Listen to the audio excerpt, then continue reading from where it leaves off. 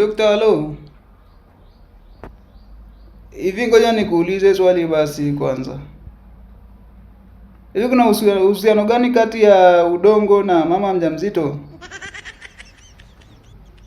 Yaani siku nzima leo nakwambia, yani amekula udongo. Kiingia ndani kule chumbani unakuta udongo. Ukija sebleni unakuta udongo. Ukienda jikoni unakuta udongo, na ukiutoa ni mnagombana ile mbaya. Niache na changanyikiwa mjukuu wangu. Kwa hiyo sasa hii inamaanisha nini? Kwani mtu anakula udongo hivi kama mchwa bwana? Kwamba udongo unaongeza madini fulani ambayo yamepungua kwa mtoto. Kwa hiyo atakula udongo hivi miezi yote 9. Mbona sasa vichuguu vitaisha sasa?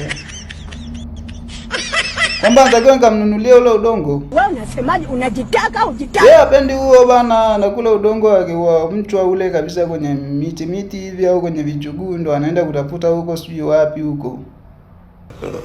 Hapa kwanza leo nimemkwepa, niambia nikamtafutie, najua hiyo ni kesi ninayo leo.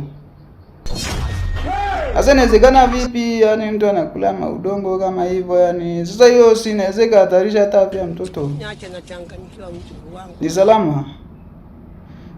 Nilikuwa na wasiwasi yenyewe hapo, nikasema labda ni shida kidogo. Ndio maana nikasema nikupigie mapema nijue ili kama kuna shida tuje tuone namna ya kufanya.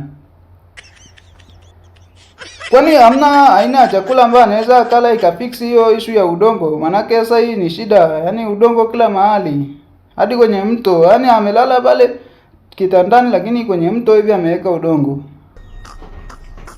Yaani akivaa nguo anafunga hivi pembeni anaweka udongo. Akienda sehemu, yaani hata kanisani anaingia nao. Utaona tu anainama chini anachukua anakula.